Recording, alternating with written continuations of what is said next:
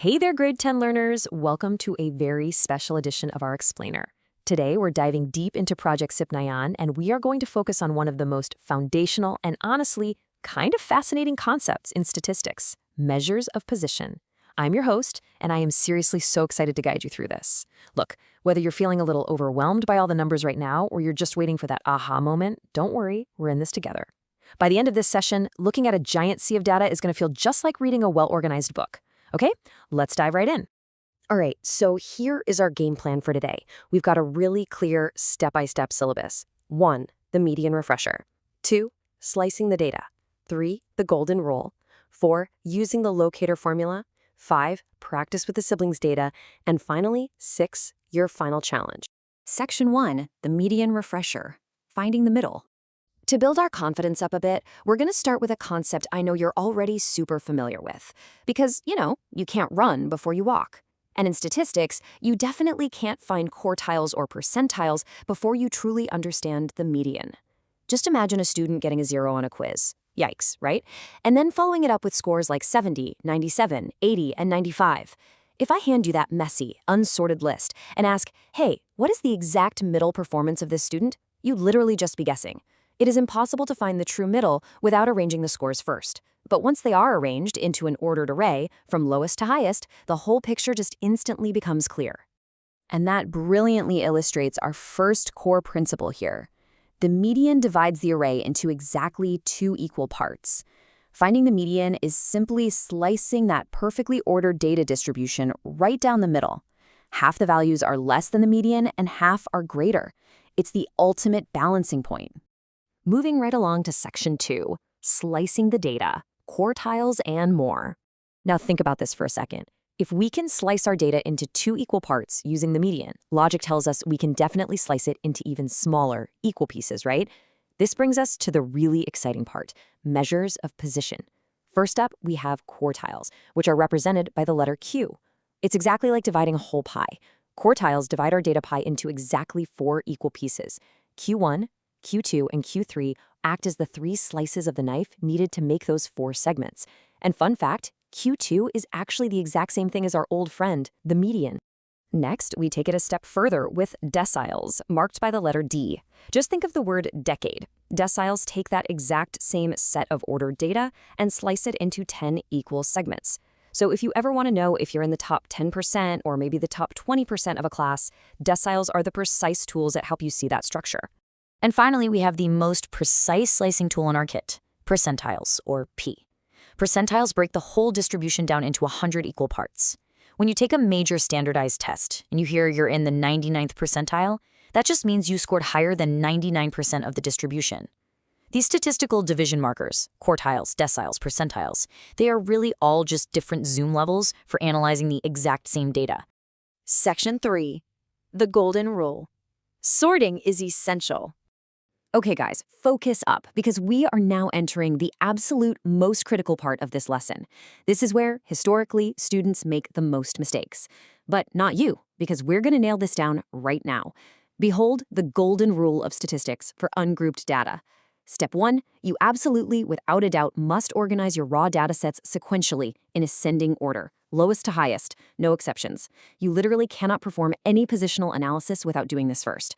Only after you've arranged the data can you move to step 2, which is using the index locator formula, where the index equals k times n plus 1 divided by 4, 10, or 100, depending on what we're looking for. If you skip step 1, I guarantee every single calculation you do in step 2 will be wrong. Always, always sort your data. Section 4, using the locator formula. Map versus treasure. So let's see how this builds into practical application. You've sorted your data. You've followed the golden rule. Awesome. Now it's time to use the locator formula. But what exactly is this formula giving us? This is a huge trap a lot of people fall into. You have to understand the difference between the position index and the actual value. Think of it like this. The locator formula gives you the position index, which is just the map. If the formula spits out the number 3, that does not mean your final answer is 3. It's just a map telling you to go look at the 3rd spot in your sorted list. The actual value, the score actually sitting in that 3rd spot, is the treasure. Always use the map to find the treasure, but don't mistake the map for the treasure itself. Section 5. Practice the siblings data. Practice time. Let's put this into action because, theory is great, but practice is what makes it stick. Let's run through this two-step process together on a fresh data set. Here we have some data representing the number of siblings a group of students have. Look closely at these numbers: 0, 1, 1, 2, 2, 2, 3, all the way up to 6. Notice anything about this? Yep. Fortunately for us, step 1 is already done. The golden rule has been applied. This data is perfectly arranged in ascending order, and we have a total of 13 data points here. Now for the big question. How do we actually find the quartiles here? Since our data is already sorted, we can jump straight to step 2.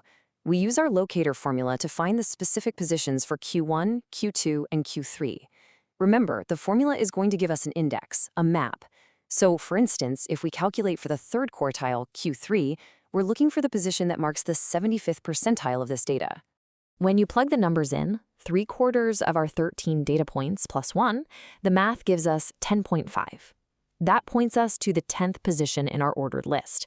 So we go back to our sorted siblings data and we count. 1, 2, 3, 4, all the way to 10, and boom! The value sitting in that 10th spot is exactly 3.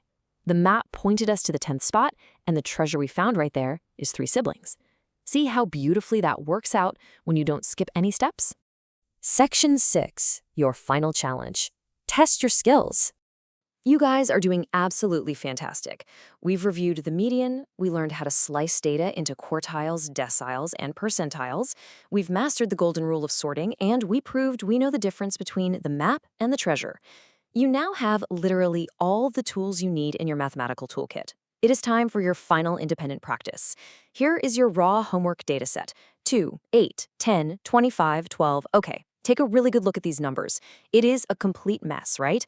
I am playfully warning you right now. Do not forget step 1 before you even think about applying any formulas. If you try to find a quartile with this right now, you are going to get totally lost in the jungle. Organize it sequentially first. Once you've conquered step 1, here is exactly what you need to solve for your homework assignment. You're going to find the first quartile, Q1, the second quartile, Q2, which is your median, and the third quartile, Q3. From there, you'll calculate the interquartile range, or IQR, multiply that by 1.5, and finally, use that to identify if there are any outliers in the dataset, just hiding out there in the extremes. So I'm going to leave you with this final thought. Can you follow the golden rule, read the map correctly, and find the exact treasure? I know for a fact you can. Look, statistics isn't about memorizing scary equations. It is just about organizing information so the truth can shine through. Trust yourselves, Grade 10 learners. You can absolutely do this. Analyze the data, follow the steps, and you'll master measures of position in no time at all. Until next time, happy learning, and I will see you in our next explainer.